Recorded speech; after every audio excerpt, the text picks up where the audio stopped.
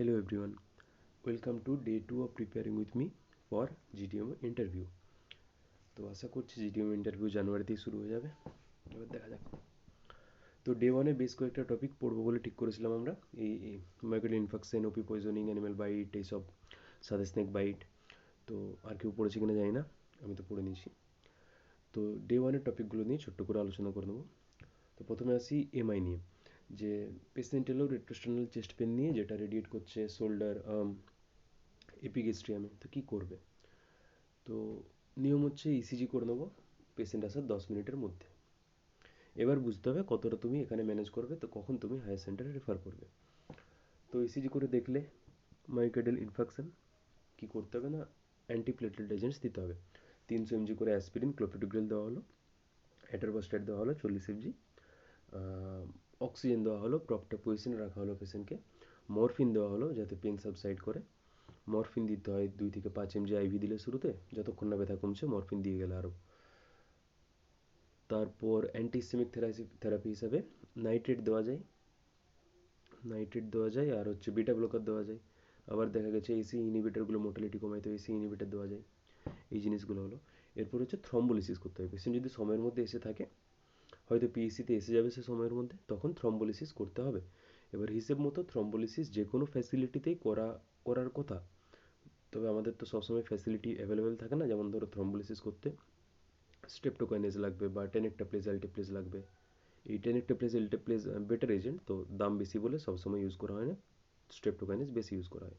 তো স্ট্রেপ্টোকাইনেজও নাও থাকতে পারে, তো তখন আমাকে রেফার করতে হবে পেশেন্টকে। তো এই জিনিসটা গেল। তো পেশেন্টকে স্টেবিলাইজ করে পর রেফার করলাম। তারপর আসি ওপি পয়জনিং। অর্গানোফসফেট কী করে না, অ্যাসিটাইল কোলিন এস্টারেজকে ইনহিবিট করে।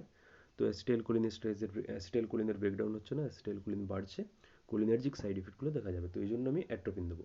তো প্রথমত পেশেন্টকে ডিকন্টামিনেশন করতে হয়, তারপর এয়ারওয়ে সিকিউর করতে হয়, তারপর গিয়ে আমি অ্যাট্রোপিন দেবো। অ্যাট্রোপিন লোডিং ডোজ 1.8 থেকে 3 mg আইভি দিতে হয়।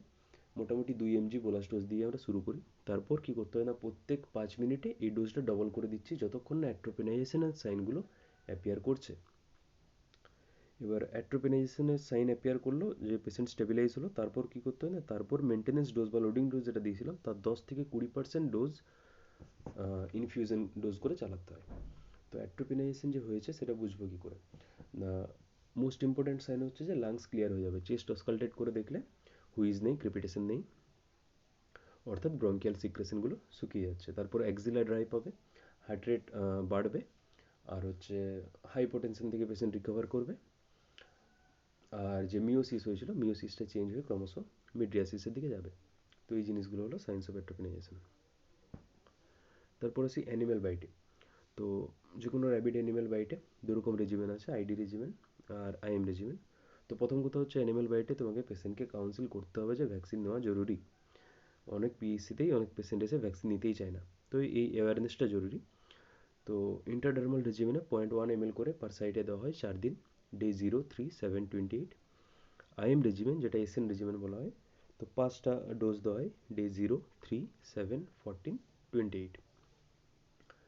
এবার যদি প্রায়র ভ্যাকসিনেশনের হিস্ট্রি থাকে, তো শুধু হিস্ট্রি থাকলেই হবে না, পেশেন্টের কাছে প্রপার ডকুমেন্ট থাকতে হবে। পেশেন্ট যদি এসে দেখায় এই আগে ভ্যাকসিন নিয়েছিল সে, তখনই খালি তুমি তাকে বুস্টার ডোজ দিয়ে ছাড়তে পারো। খালি পেশেন্টের মুখের কথায় বুস্টার ডোজ দিয়ে ছাড়া চলবে না। তো পেশেন্ট হিস্ট্রি দেখালো যে তার ভ্যাকসিনেশন হয়েছে কিছুদিন আগে, তখন ডে 0 আর ডে 3 দুটো বুস্টার ডোজ দিয়ে তাকে ছেড়ে দেওয়া যায়। আর একটা ব্যাপার হচ্ছে প্রি এক্সপোজার প্রোফাইল্যাক্সিস, ওটা হাই রিস্ক ইন্ডিভিজুয়ালদের দেওয়া হয়, যেমন অ্যানিমেল হ্যান্ডলার। তো ডে 0, 3, 7 আর 21 বা 28-এ দেওয়া হয় ওটা। এরপর আসি স্নেক বাইটে। এবার স্নেক বাইটে দেখতে হবে যে এই জিনিসটা মনে রাখা জরুরি যে ক্রেট বাইট হচ্ছে অকাল্ট বাইট হয়, যে পেশেন্ট বুঝতেই পারে না সাপে কামড়েছে। তো এই জিনিসটা মাথায় রাখতে হবে, কারণ তোমার কাছে স্নেক বাইটের হিস্ট্রি থাকবে না।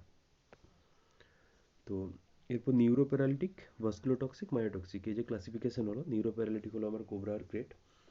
ক্রেট হলো মানে কালার সাব যেটা বলা হয়, কোবরা হলো গোখরো বা কেউটে।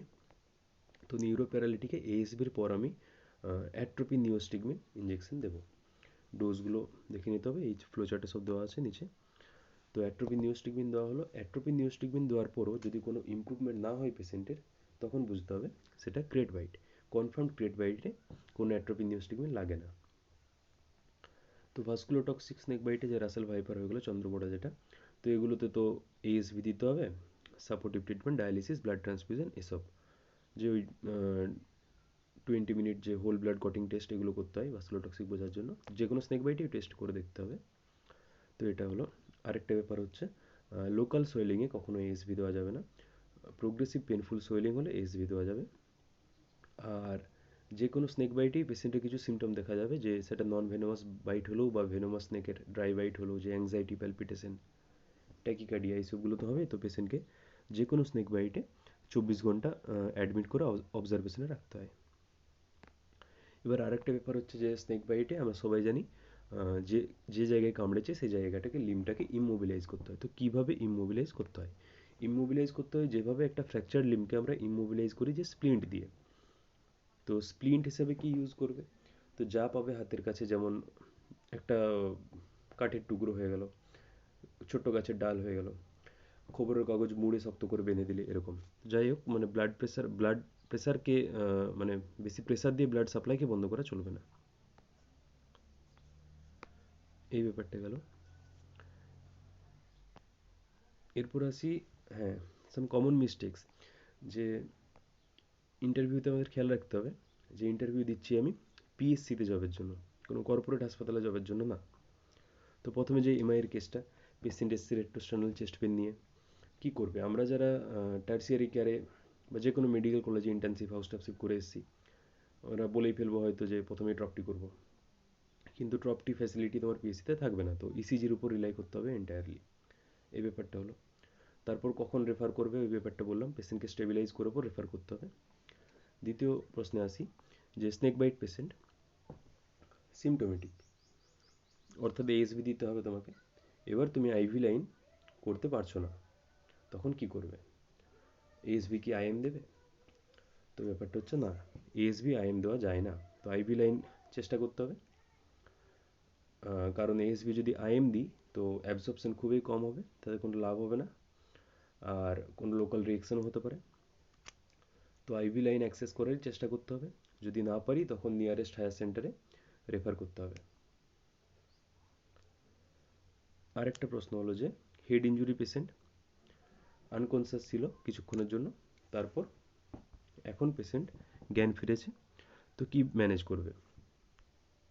তো এটার অ্যান্সারও আমরা অনেক সময় বলে ফেলতে পারি, যদি নিট পিজির মতো করে ভাবি, সবাই বলে ফেলবো এনসিসিটি করব। কিন্তু খেয়াল রাখতে হবে তুমি পিএইচসিতে আছো, তোমাকে ভাবতে হবে জিডিএমের মতো করে। তো এক্ষেত্রে তুমি কি করতে পারো? পিএইচসিতে থাকলে বেশি কিছু করার নেই, কিন্তু তোমাকে প্রথমত জিসিএস চেক করতে হবে পেশেন্টের। জিসিএস চেক করে দেখলে, ভাইটালস দেখলে, সেগুলো নোট করলে, তারপর ডেঞ্জার সাইনগুলো দেখলে, রেড ফ্ল্যাগ সাইন যেগুলো বলা হয় হেড ইঞ্জুরি, যে ভমিটিং হচ্ছে কিনা, সিজার হচ্ছে কিনা, কোনো কান দিয়ে বা নাক দিয়ে রক্ত পড়ছে কিনা, যেগুলো হলো স্কাল বেস ফ্র্যাকচার হয়েছে কিনা, এইসব বোঝার জন্য আর কি। তো এইসব জিনিসগুলো দেখতে হবে। এবার হেড ইঞ্জুরি হয়েছে, হেড ইঞ্জুরি হিস্ট্রি আছে পেশেন্টের, সার্ভাইকাল স্পাইন ইঞ্জুরিও থাকতে পারে। ধরো বাইক ইঞ্জুরি, বাইক অ্যাক্সিডেন্টে হেড ইঞ্জুরি হলে সার্ভাইকাল স্পাইন ইঞ্জুরিও খুব কমন। তো সার্ভাইকাল স্পাইন প্রোটেকশনের একটা ব্যবস্থা করলে সার্ভাইকাল কলার দিয়ে, তারপর পেশেন্টকে তুমি স্টেবিলাইজ করে পর রেফার করবে, যে টার্সিয়ারি কেয়ারে নিয়ারেস্ট যে টার্সিয়ারি সেন্টার আছে সেখানে রেফার করবে। একটা রেফারেল নোট দিলে যে জিসিএস এই ভাইটালস এইভাবে অক্সিজেন সাপোর্ট দিয়ে একটা অ্যাম্বুলেন্সে রেফার করবে। তো এই জন্য বলা হয় যে সবসময় রেফার করে দিলেই হবে না সাথে সাথে, আবার সব পেশেন্টকে পিএইচসিতে ম্যানেজ করার চেষ্টা করলেও হবে না। এই ফাইন লাইনটা তোমাকে বুঝতে হবে, যে কতটা আমি এখানে ম্যানেজ করব আর কখন আমি পিএইচসি থেকে হায়ার সেন্টারে রেফার করব। এই জিনিসটা বোঝায় জিডিএমওর কাজ। তো এই ইন্টারভিউতে এরকম জিডিএমওর মতো করেই ভাবতে হবে। এরপর আসি আজকের টপিকসগুলো নিয়ে। তো আজকে কী কী টপিক পড়াশোনা করব? তো প্রথমে হচ্ছে এনআরপি। এবার এনআরপি কালকে অনেকেই সোর্সগুলো নিয়ে জিজ্ঞেস করেছিলে। তো এনআরপি সবচেয়ে ভালো হয়তো এ থেকে পড়লে, ওপি ঘাই থেকে পড়লে, যদিও ওটা অনেক বড়। তো বিটিআর থেকে পড়ে নিতে পারো, এক পাতাই হয়ে যাবে। অ্যাপগার স্কোর যে কোনো জায়গা থেকে পড়ে নেওয়া যায়, বিটিআর থেকে পড়ে নেবো। নিউমোনিয়া, নিউমোনিয়াতে সিভিয়ার, ভেরি সিভিয়ার নিউমোনিয়া ক্লাসিফিকেশনগুলো খুবই জরুরি, পড়তে হবে। এবার NIS, cold chain, VVM, open vial policy, এই জিনিসগুলো পড়া উচিত কমমেড থেকে। তো এনআইএস বিটিআর খুব ভালো করে দেওয়া আছে, যে কোন ভ্যাকসিন কতদিন অবধি দেওয়া যায়, কোনটা লাইফিলাইজড কোনটা নয়, এই জিনিসগুলো পড়তে হবে। এরপর আর যদি আসি কোল্ড চেনে, এই যে আইসল্যান্ড রেফ্রিজারেটর দেখতে হবে, পিইসিতে থাকে আইসল্যান্ড রেফ্রিজারেটর, ইলেকট্রিসিটি ছাড়া কতদিন চলে, এইসবগুলো। এবার আইএলআরে কোন লেভেলে কোন ভ্যাকসিন রাখা হয়, যে লাইফিলাইজ যেমন ওপিভিগুলো একদম নিচে, টি সিরিজ ভ্যাকসিন একদম উপরে, ডাইলুয়েন্ট উপরে রাখা হয়। এবার টেম্পারেচার মনিটরের জন্য ওই যে ডায়াল থার্মোমিটার থাকে একটা, এইসব জিনিসগুলো। তারপর হলো ভ্যাকসিন ক্যারিয়ার, যে তোমার পিএইচসি থেকে সাব সেন্টারে যাচ্ছে ভ্যাকসিন নিয়ে, তো ভ্যাকসিন ক্যারিয়ার ইউজ করা হয়, তাতে আইস প্যাক থাকে। একটা নিট পিছু খুব ফেমাস কোশ্চেন হলো যে আইস প্যাকে জল ছাড়া আর কি ইউজ করা হয়, তো উত্তর হচ্ছে যে আর কিছু ইউজ করা হয় না, শুধু জল ইউজ করেই সেটাকে ফ্রিজ করা হয় যাতে আইস প্যাক তৈরি হয়। তো এই জিনিসগুলো হলো।